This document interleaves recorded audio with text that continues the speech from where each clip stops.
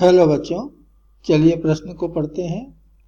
पृथ्वी की सतह से वह ऊंचाई ज्ञात कीजिए जहां वस्तु का भार सतह पर इसके भार का आधा रह जाए।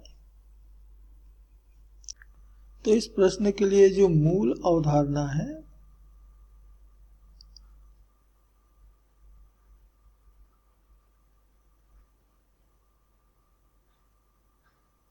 वह है ऊंचाई के साथ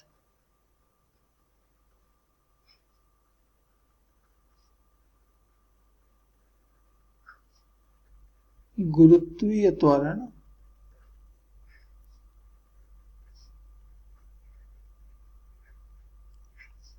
में परिवर्तन। तो माना पृथ्वी के सतह पर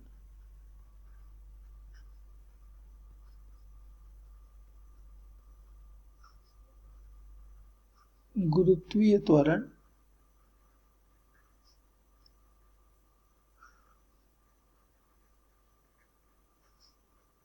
ये बराबर जी है और सतह से h ऊंचाई पर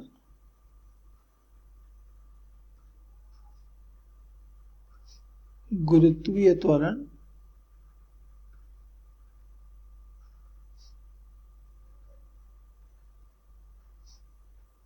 ये बराबर जी डैश है। तो जी डैश बराबर होता है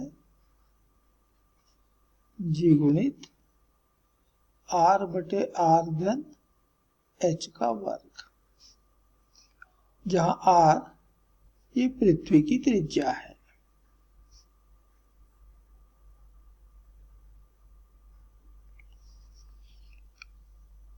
तो इस समीकरण से स्पष्ट है कि हम जैसे जैसे ऊंचाई पर चलते जाते हैं गुरुत्वीय त्वरण का मान वैसे वैसे कम होता जाता है। तो यहाँ हमें वह ऊंचाई ज्ञात करना है जहाँ किसी वस्तु का भार सतह पर भार की तुलना में आधी रह जाए। तो दिया गया प्रश्न इसी अवधारणा पर आधारित है। तो माना एक वस्तु का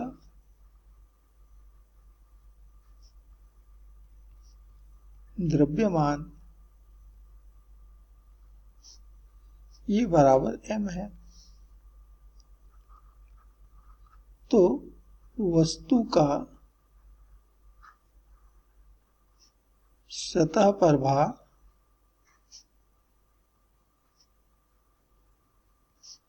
ये बराबर मिलेगा mg और इसी वस्तु का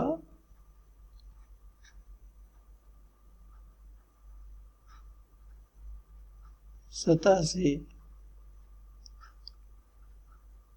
h ऊंचाई पर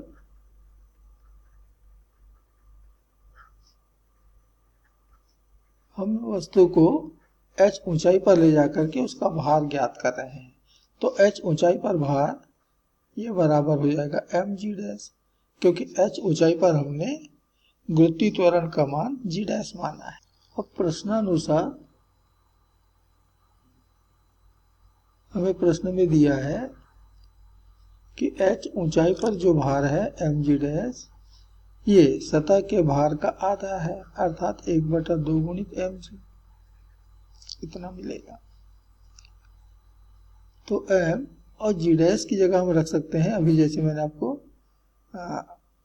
मूल अवधारणा में बताया कि g डैश बराबर होता है g r बटे r धन h का वर्ग बराबर 1/2 mg। तो यहाँ से m और g ये दोनों ही कट गए। दोनों पक्षों का वर्गमूल निकाल दें तो हमको बायां पक्ष मिल जाएगा r बटे r धन h, जबकि दाएं पक्ष का वर्गमूल आ जाएगा 1/2। फिर यह गुणा कर लेते हैं तो वर्गमूल 2r बराबर r धन h और इसलिए h बराबर मिल रहा है वर्गमूल 2r ऋण r। अब वर्गमूल 2 का मान होता है, या r को मैं यहाँ से उभयनिष्ठ ले लेता हूँ,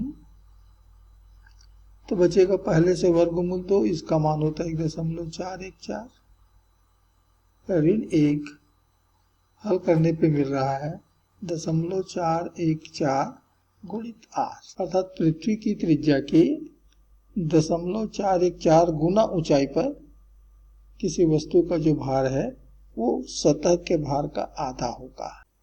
अतः एक वस्तु का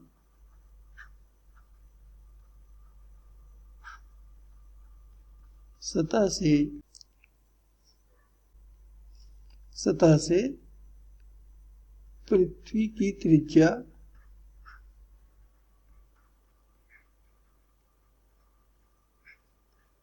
r का 0.414 गुना ऊंचाई पर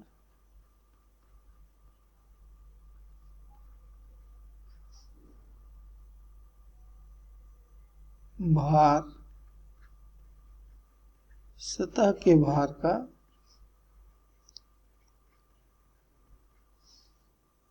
आधा होगा। और यही इस प्रश्न का अंतिम उत्तर है। आशा करते हैं आपको समझ आया होगा। धन्यवाद।